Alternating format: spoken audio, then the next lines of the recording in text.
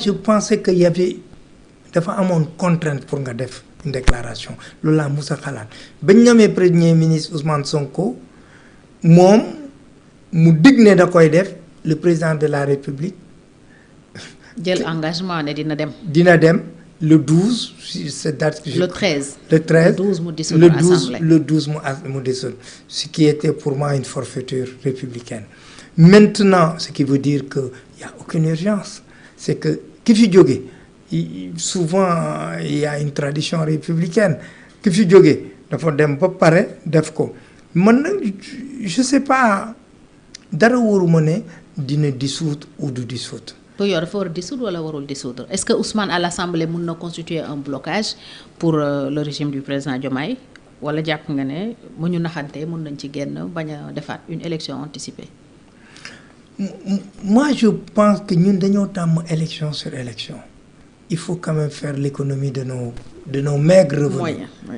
Et à la limite même niñ sëgg liggéey ñoom ñoo bokk parti fa la jóge.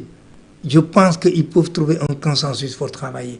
On n'a pas besoin aujourd'hui ñu ne waaw dañuy uti kiiraay gëwuma sax bu ñu amee élection mu génn si parce que ñi fa dugg ce sont souvent des maires de communes rurales ñoo xam ne leur idée principale c'est de conserver leur mairie mais ils se mouillent pas beaucoup, ils se mouilleront pas beaucoup non plus. À la limite ce qu'on attend d'eux mooy liggéey bi nag bu demee nag liggéey ñu ne assemblée askan bi dinañ ko gis. Moi je pense que Ousmane l'a bien dit et je crois à sa bonne foi pour une fois mu ne du def lépp luy def un blocage du ko def.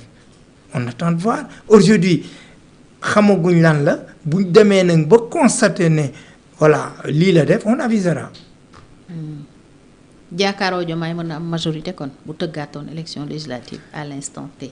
mais bu ma ko yaakaaree mooy gëwmatuma opposition bi ma nekk mënuma ko. wala popularité Ousmane ba tey pour yow elle est intacte. kan Ousmane yàlla may na ko popularité mais dafa mënut xam nga lu ñu leer muy mënut très sincèrement et je le dis mais sans rien mais mënut.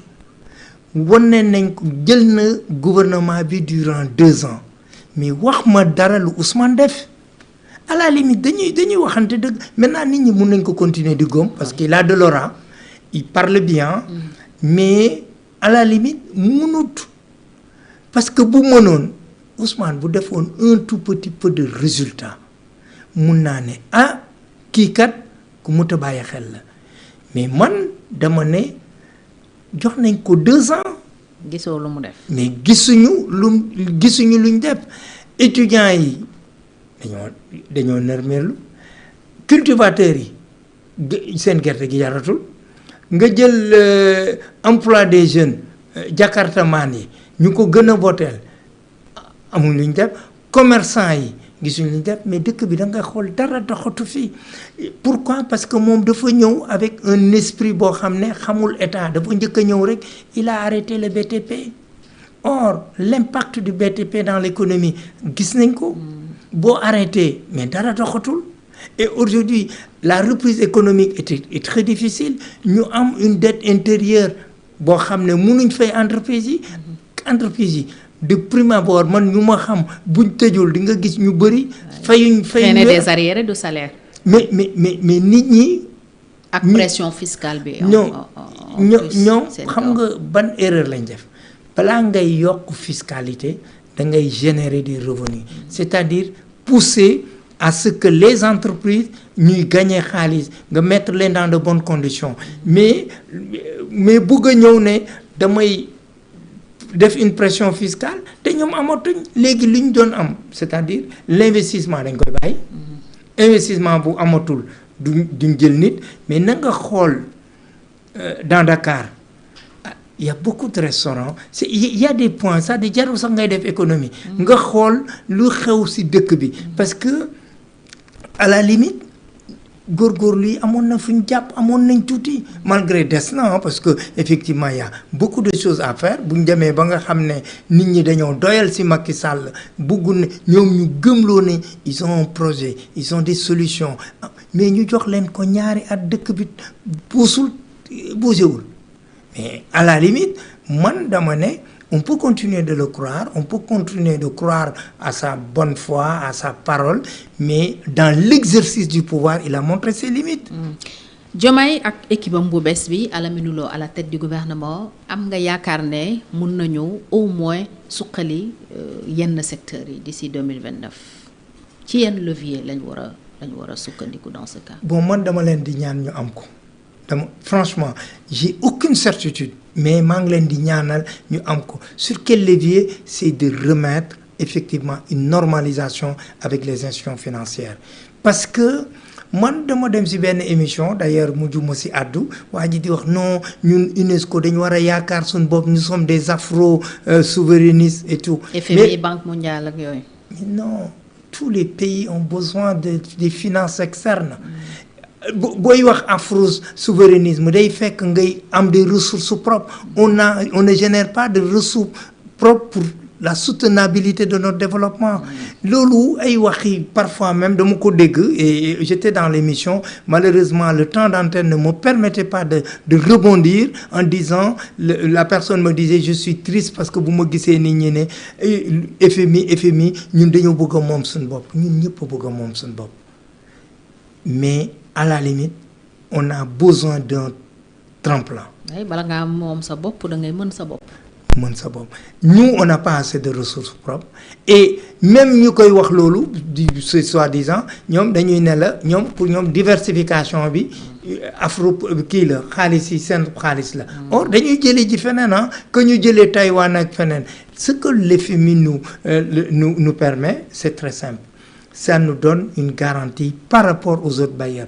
FMI du ñu jox loo xam ne ça va soutenir notre développement mais dinañu jox benn respectabilité au niveau des bailleurs benn crédibilité. Et c'est normal c'est ce qui fait que ñun ñu ne nañ fexe ba nga xam ne dañuy normaliser maintenant FMI ne ñenn ñi wax oui mais d'accord nañ FMI mais à condition avec nos conditions. Man loolu ça me fait rire parce que yow bu fekkoon ne mënal nga sa bopp soxla woo di joxe ay conditions da ngay demal sa bopp. Aujourd'hui ce qui est sûr et certain on ne peut pas faire l'économie d'une restructuration on ne peut pas amuñu benn levier boo xam ne mun nañ si soqaleku pour dem mais ce qui me donne de l'espoir moi j'ai vu les comment dirais-je les recettes yu FMI def au niveau de la Grèce ça les a permis de rebondir yu ñu def en Espagne yu ñu def en Italie maintenant en fonction nous de notre capacité mun nañ négocier ba nga xam ne restructuration bi également du doon loo xam ne dinañ ko yëg surtout que aujourd'hui on est en train de récolter les fruits des recettes par exemple du pétrole. Et je me dis qu'on a de quoi faire pour.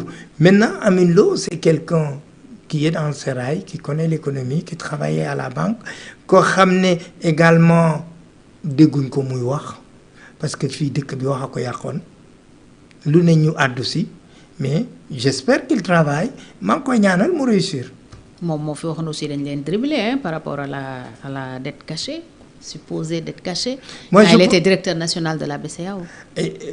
Et ça m'avait beaucoup surpris pour sa fonction.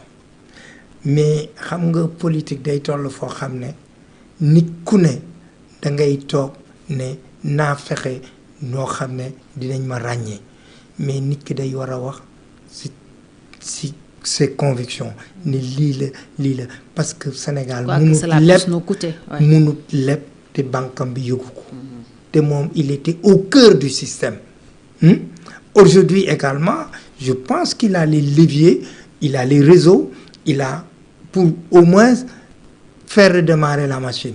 Aujourd'hui la machine est grippée dara amu fi dara amu fi étudiants yi déggatoo ñuy xeex ndax xam nañ ne amuñ li ñu leen jox béykat yi déggatoo ñuy wax seen gerte yi ñu ngi ko téye sàmmkat yi pareil emploi moom doo ko wax da ngay ne bés boo yeewoo rek da ngay julli ne yàlla buñ ma wàññi mais il y a rien qui se passe dans ce pays, rien.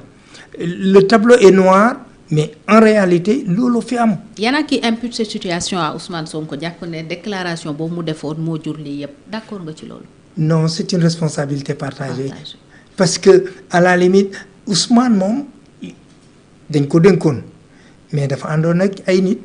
ñi mu àndaloon munoon ñëw rek seppi ne kii mooy problème bi man effectivement moo tax ba nga may wax goulot d'étranglement nee naa la il a une très grande part de responsabilité. mais Diomaye moo ko fal. Diomaye munoon na dès les 2 mois mu dindi ko fi à partir du moment amoon na yaakaar ba mu def 2 ans à la primature avec des résultats que l'on connaît donc il y a une très grande part de responsabilité du président de la République. Alors tey Ousmane dem na yëf yaa ngi continuer di taxaw lan mooy problème bi alors si ça. Il est pas parti longtemps. Ça fait pas longtemps qu'on l'a démis. Après, ce qui est difficile dans ce pays-là, on fait plus de la politique, on commente Ousmane Sonko.